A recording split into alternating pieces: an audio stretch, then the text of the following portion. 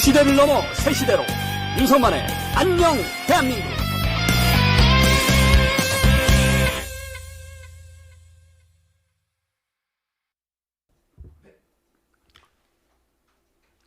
시청자 여러분 안녕하십니까? 윤석만의 안녕 대한민국 4월 23일 아침 방송 시작하겠습니다. 여러분 방금 아주 보통의 하루 영상 재미있게 보셨습니까? 네, 한동훈 후보가 이야기하는 정치 철학, 비전, 아주 보통의 하루를 컨셉으로 영상을 저희 캠프에서 만들어 봤는데 또 재미있게 보셨는지요? 네, 재미있게 느껴지셨다면 많은 곳에 또 확산, 배포, 공유 부탁드리겠습니다. 어제 예고해드린 것처럼 오늘부터는 윤석만의 안녕 대한민국 순서가 이렇게 세 가지 코너로 이루어집니다. 일단 초반부에는 평소에 제가 해드렸던 것처럼 이제 논평 시간이 있고요. 그리고 두 번째는 이제 윤석만평, 어떤 하나의 주제에 대해서 좀 깊고 인사이트 있게 알아보는 시간입니다. 그리고 세 번째 마지막 코너는 한타 강사. 네, 그 시청자 여러분께서 한타 강사란 이름을 직접 지어주셨는데 입에 착착 붙는 것 같아요. 너무 좋습니다. 한타 강사 시간에는 우리가 한동훈 후보를 그냥 막 연예인들 좋아하듯이 팬덤으로 좋아하는 것만은 아니잖아요. 왜냐하면 우리가 정치인 한동훈을 좋아하는 이유는 한동훈의 어떤 철학과 비전과 이런 거를 보고 대한민국이 이렇게 좀 좋아졌으면 좋겠다. 그런 마음과 염원을 담아서 좋아하는 거지 않습니까?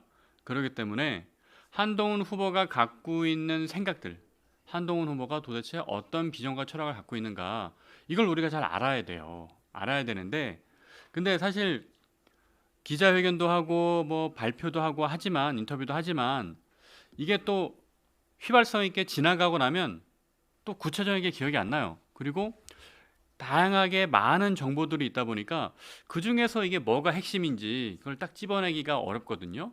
그래서 오늘부터 한타 강사인 제가 한동훈 후보의 철학과 비전, 한동훈 후보의 머릿속을 낱낱이 해부하여 여러분께 핵심만 쪽집게 과외로 짚어드립니다.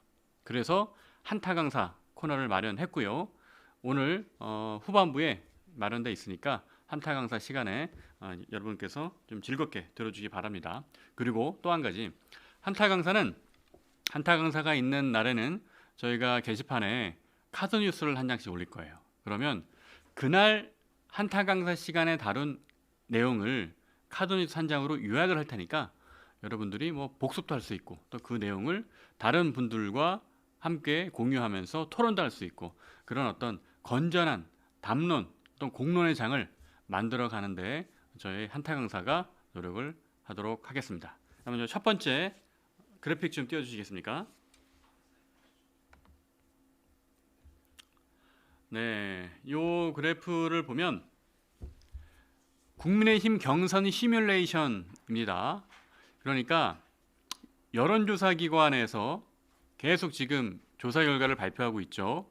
근데 그거를 국민의힘 이제 이 경선룰이 뭐예요? 역선택 방지 룰을 적용합니다. 그러니까 민주당 지지자가 응답한 거는 뺐다는 얘기예요. 국민의힘 지지층과 그리고 무당층 그들의 지지율을 합해 봤더니 어떻게 나오냐? 자, 진한 빨간색이 김문수 후보고요. 그리고 약간 주황빛 도는 게 홍준표 후보입니다. 그리고 가운데 파란색이 한동훈 후보입니다. 지지율을 보면 어떻습니까? 가장 눈에 띄는 것은 일단 한동훈 후보 같은 경우는 계속 우상향을 하고 있습니다. 평이하게 우상향을 하고 있고, 이게 이제 18일, 19일 조사했으니까 오늘이 벌써 23일이잖아요. 근데 이번 주 나오는 조사 결과가 중요합니다. 왜냐하면 이번 주 조사 결과에는 어떤 수치가 반영이 되느냐? 지난주 일요일에 토론이 있었죠. 토론에 있었고, 그리고 월요일날 그 뭐가 있었습니까? 그 역사적인 순간, 그렇죠? 후원금 모금을 11시간 만에 달성을 해서 이재명 23시간보다 2배 빨랐다, 그죠?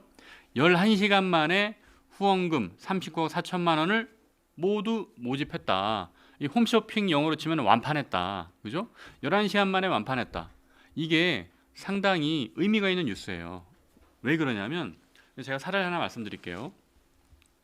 제가 아는 이제 모 기업인 분이 계십니다. 이게 사업하시는 이렇게 크게 사업을 하시는 분인데 이분이 한동훈 후보한테 되게 애정이 많아요. 애정이 많아가지고 어떤 일이 있었냐면 그 후원금 모집할 때 이제 동료 그 사업하시는 분들이 있을 거 아닙니까? 그래서 동료 사업하시는 분들한테 이제 후원금을 좀 같이 내자 해가지고 이분들을 좀 붐업하기 위해서 밥을 샀답니다. 네, 밥을 샀는데 밥을 사고 뭐 후원금을 좀 내달라 해서 이제 요청한 것이 이재명 후보도 23시간 만에 하루 만에 이렇게 후원금 모금을 완료했다고 하니까 한동훈 후보도 그렇게 될 수 있게 좀 너희들 좀 도와줘 이렇게 한 거죠. 저 같은 친한 친구분들이니까. 그랬더니 이 기업을 하시는 분들이니까 얼마나 더 냉철한 또 시각을 갖고 계시겠어요, 그죠? 근데 그분들이 잠깐 이 주인공이 잠깐 화장실을 갔을 때 본인들끼리 그런 얘기를 했다는 거예요. 야, 그거만 하루 만에 그게 되겠어? 그거 뭐 가능성 1%도 없다. 뭐 이렇게 얘기를 했다는 거예요. 그랬는데 결과는 어땠습니까? 결과는 11시간 만에 완판됐다는 거 아니에요. 그러고 났더니 이 저 기업인의 친구분들이 하는 이야기가 정말 이렇게 될 줄은 몰랐다. 1%의 가능성 높다고 생각했는데 이게 되네. 야, 이거 한동훈이 진짜 뭐 이거 되는 거 아니야? 이렇게 잘하면 이재명이 이길 수 있겠는데? 그런 식으로 인식이 바뀌었다는 겁니다. 근데 제 생각에는 아마 주변에 이런 분들이 많을 거예요. 왜냐하면 워낙 여론조사 수치를 보면 이재명 후보가 계속 압도적으로 높게 나왔잖아요. 그죠? 그러다 보니까 한동훈 후보는 지금 민주당 국민의힘 당내에서도 어떻게 보면은 좀 억압받고 있고 또 이상한 그 음모론과 가짜 뉴스에 이렇게 공격받고 있다 보니 우리가 생각했을 때 수치상으로만 놓고 보면은 이게 좀 뭐 다르게 느껴지는 거잖아요. 하지만 기층 민심은 다르다. 기저 민심은 다르다는 것. 그게 이번 후원금 모집의 결과이기도 하고요. 그리고 어제 1차 경선 통과자가 나왔지 않습니까? 2차 경선 진출자로 4명이 나왔어요. 자, 그 기사 좀 띄워주시겠습니까? 첫 번째 기사 보겠습니다. 네, 1차 경선 결과입니다. 순서대로 볼게요. 김문수, 안철수, 한동훈, 홍준표. 네, 가나다 순입니다. 이름 순서예요. 근데 아마 여러분 아시겠지만 일부 시민들은 이상한 지라시 또 받은 적 있을 거예요. 어제 이 발표가 거의 7시 이제 가까이 돼서 발표가 났는데 어떻게 됐냐면 발표 나기 한 2, 30분 전에 찌라시가 돌았어요. 찌라시가 돌았는데 그 내용이 뭐냐? 나경원 후보가 4등이었어요. 그 찌라시 내용은. 그리고 구체적인 수치까지 나와 있었어요. 뭐 36.03%, 뭐 22.78% 이런 식으로 소수점 둘째 자리까지 이게 찌라시가 돌았습니다. 가짜 뉴스죠. 네, 가짜 뉴스입니다. 이게 그렇게 할 수가 없는 거예요. 왜냐하면 지금 5개 여론조사 기관이 요거를 진행을 했습니다. 여론조사를 진행하는데 그러면 이 5개 여론조사 기관이 어떻게 이거를 합산하냐면 이런 식이에요.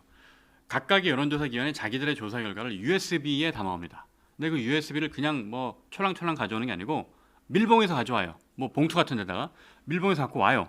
그 다음에 각 후보의 이제 대리인들이 참석해 있잖아요. 각 후보의 대리인들이 참석한 상태에서 그 여론조사 기관이 갖고 온 USB를 밀봉한 거를 이제 뜯습니다.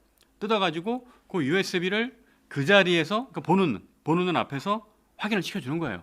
그리고 그거를 이제 뭐 컴퓨터에 넣고 결과를 합산하는 거죠.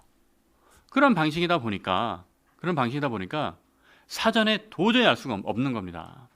발표 전까지는 알 수가 없는 거예요, 이 내용을. 네. 그래서 물론 그 현재로서는 우리가 정확하게 1등부터 4등까지 그 각각 몇 프로를 받았는지, 누가 1등이고 2등이고 3등이 4등인지 공식적으로 발표는 하진 않습니다. 발표는 하진 않고 있고요. 그렇기 때문에 아까 말씀드렸던 것처럼 결과도 나오기 전에 뭐 누가 1등이고 2등이고 3등이고 이렇게 돌아다니는 뉴스는 다 거짓말이다 라는 이야기입니다. 자, 그래서 이 기사 내용을 좀 살펴보면 제목을 보겠습니다. 1차 경선 윤신당론 한덕수 차출론 역풍 반탄 찬탄 결집 거세질 듯이란 얘기입니다. 자, 그럼 이게 무슨 뜻이냐면 제가 어제 커뮤니티를 좀 보니까 어떤 우려가 지금 크냐. 안철수 후보가 4명의 진입을 하니까 상대적으로 안철수 후보를 지지하는 분들은 나중에 한동훈 후보도 지지할 가능성이 커요. 그죠? 왜냐하면 둘 다 비상계엄을 반대했고 그리고 탄핵을 찬성했습니다. 그리고 다른 김문수, 홍준표 이 2명의 후보보다 중도 확장성이 더 큰 사람들이에요. 그러다 보니까 안철수 후보와 한동훈 후보는 지지층이 좀 겹칩니다.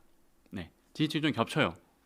그런데 지지층이 겹치다 보니까 나중에 4명에서 2명으로 줄일 때, 그죠? 결선으로 줄일 때 그러면 한동훈 후보에게 올 수 있는 표가 안철수 후보에게 분산되니까 좀 우리한테 불리한 거 아니야?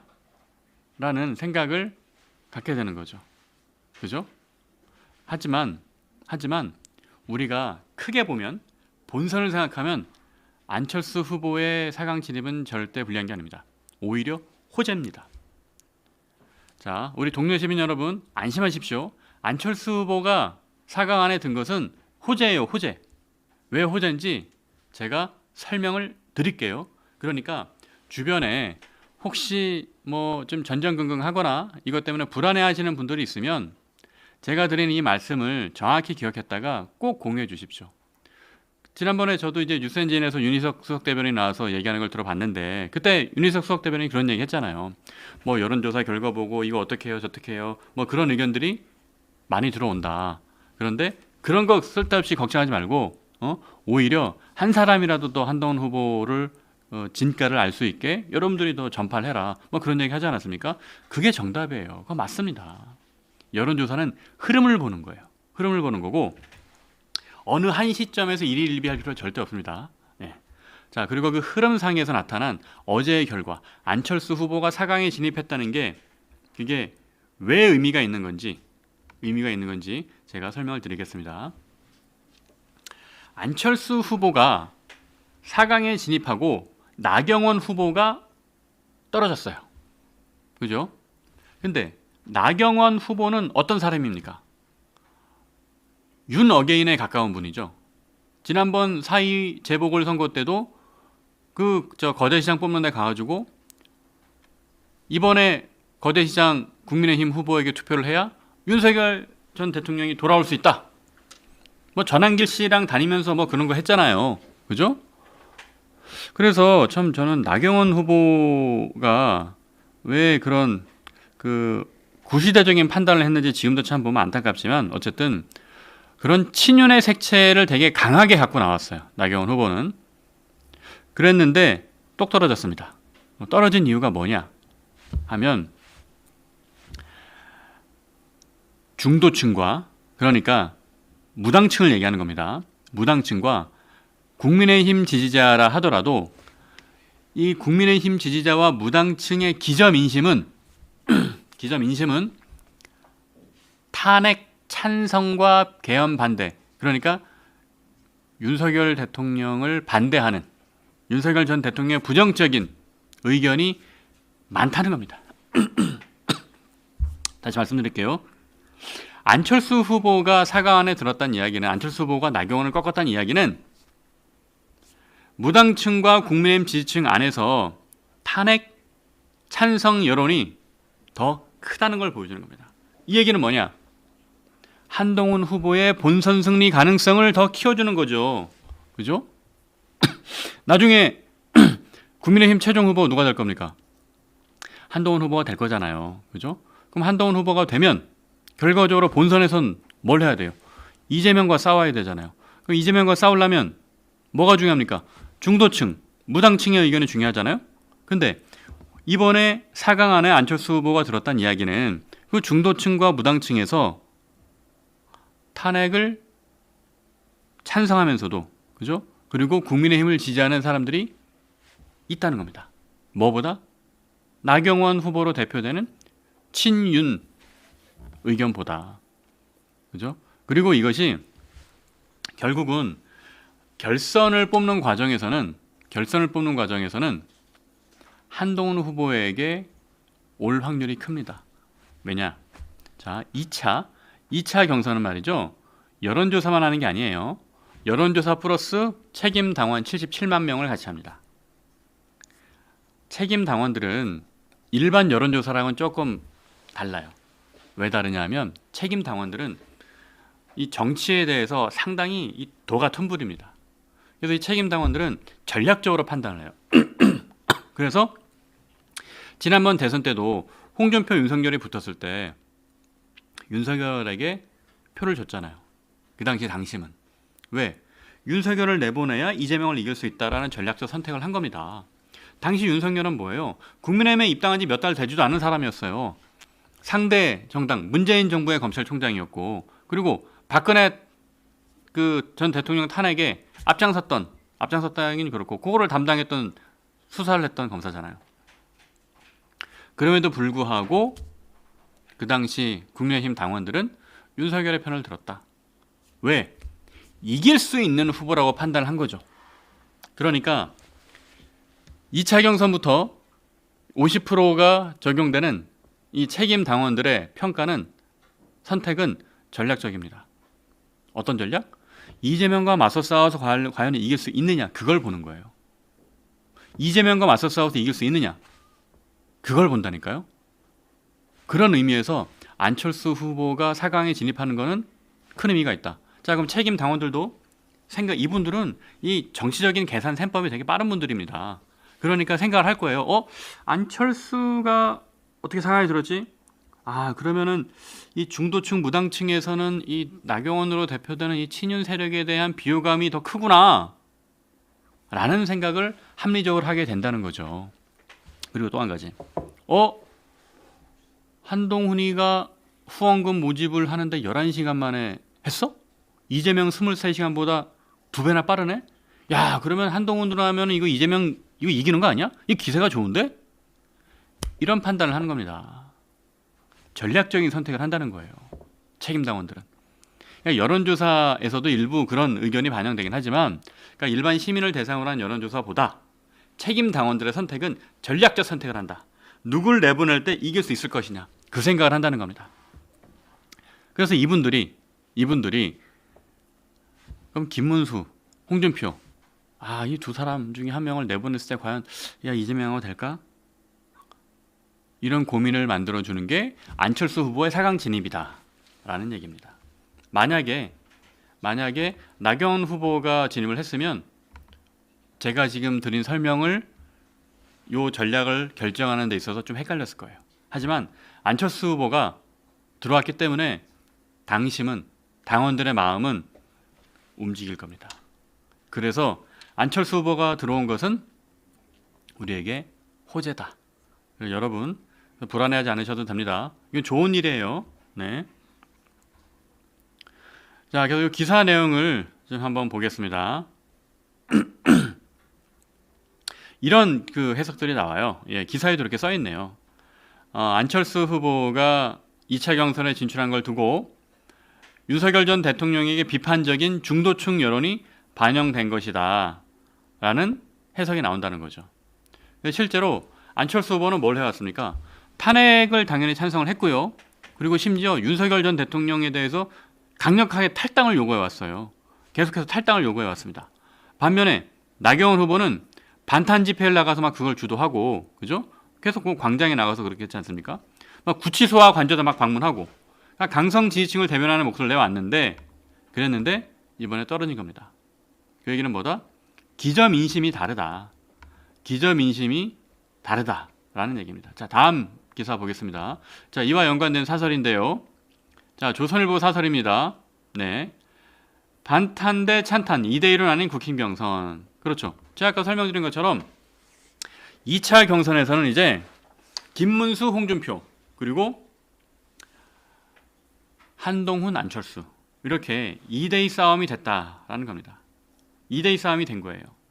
그러다 보니까 여기서는 이제 조선일보 사설도 제가 한 것과 똑같은 얘기를 하고 있습니다. 이런 거죠.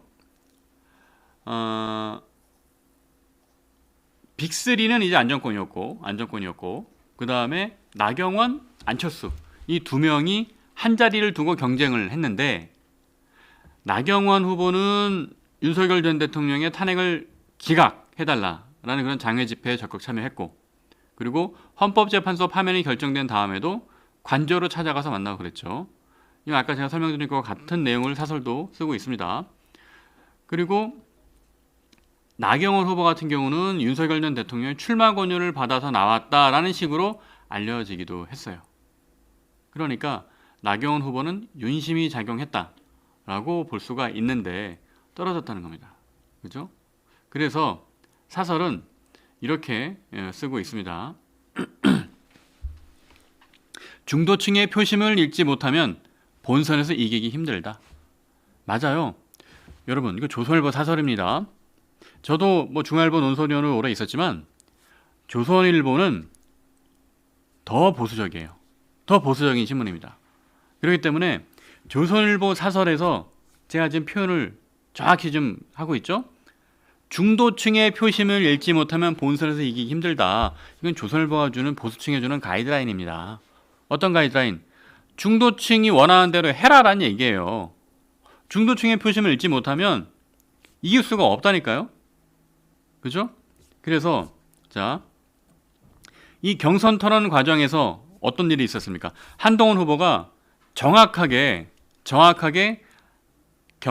계엄과 탄핵에 전선을 쳤죠. 전선을 딱 치고 그 부분에 대해서 다른 후보들한테 선명한 입장을 밝히고 질문하고 공세를 했잖아요. 그러니까 그거에 대해서 다른 후보들은 어땠습니까?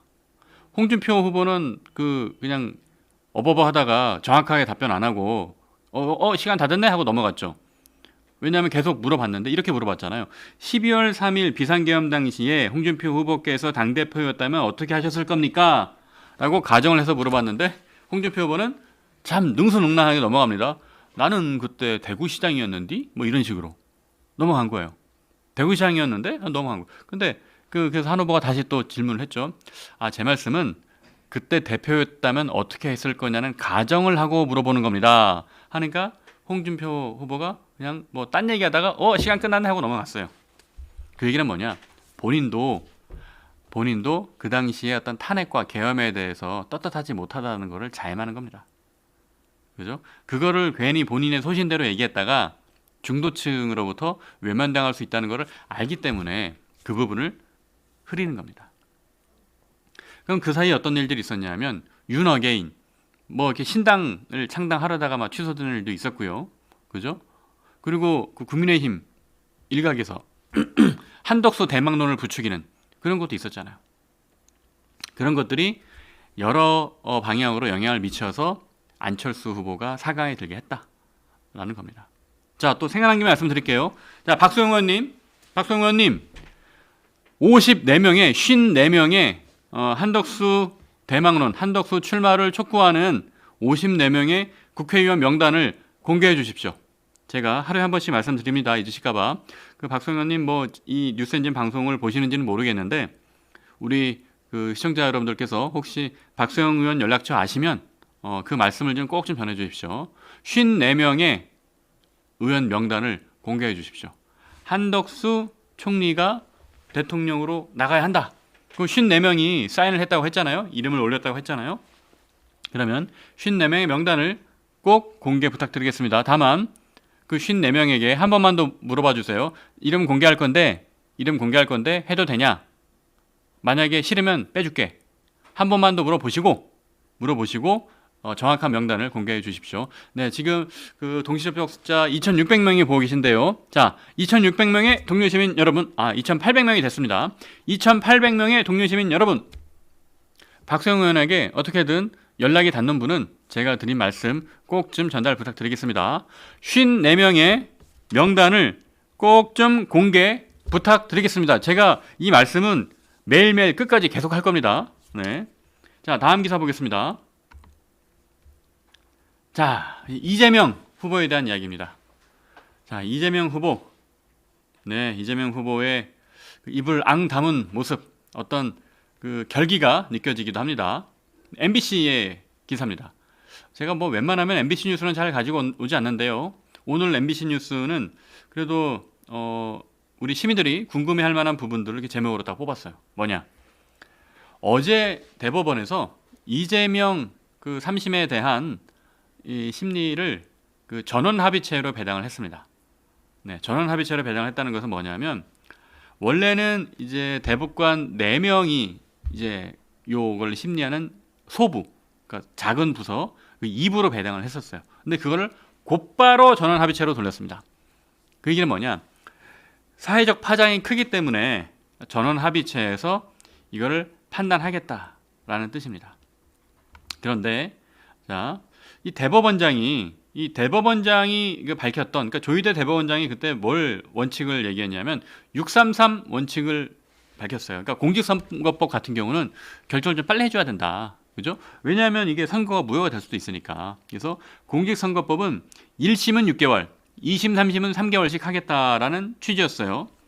그랬는데 이 이재명 후보의 공직선거법 재판은 1심과 2심 나이까지 26개월이나 걸렸습니다.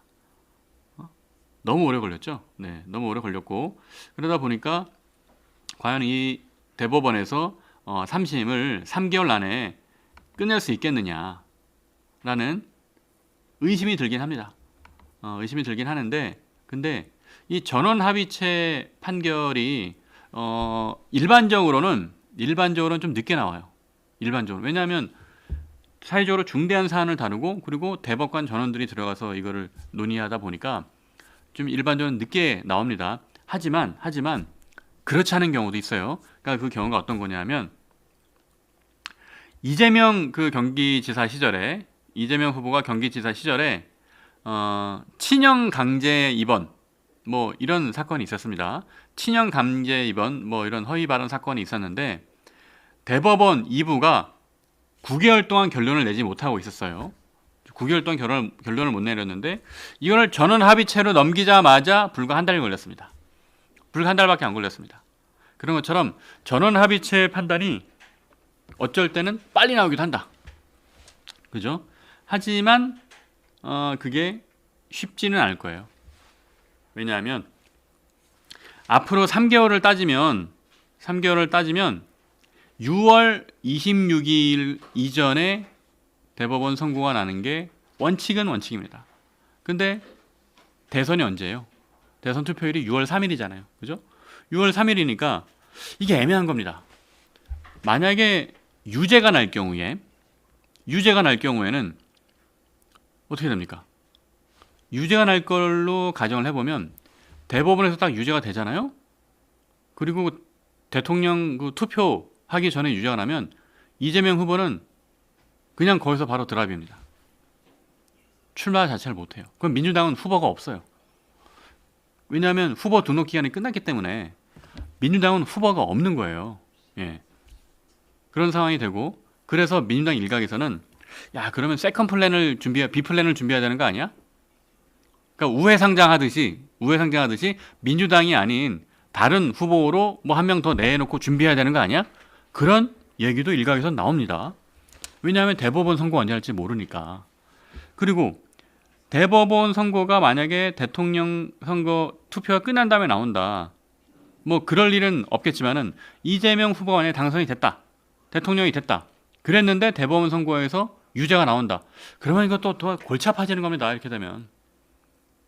골치 아파지는 거죠. 그죠? 그래서 이 대법원의 결정이 언제 날지 이게 상당히 귀추가 주목되는 상황입니다. 비슷한 뉴스 하나 더 볼게요. 자, 그래서 방금 제가 이제 드린 말씀이 이 조선일보의 내용이 그겁니다. 선고 시점에 따라 또 그 내용에 따라서 대선 판도에 큰 영향을 미칠 것이다 라는 겁니다. 자, 우리가 할 수 있는 거는 뭐냐면 한동훈 후보가 여러 번 얘기했죠.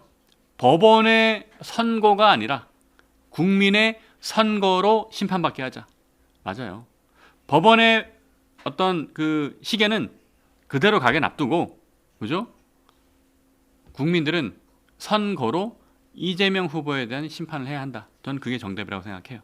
그리고 대법원도 원칙을 정했잖아요. 그러면 원칙에 맞게 빨리빨리 결정을 내려줄 수 있도록 우리가 응원해 주기를 바랍니다.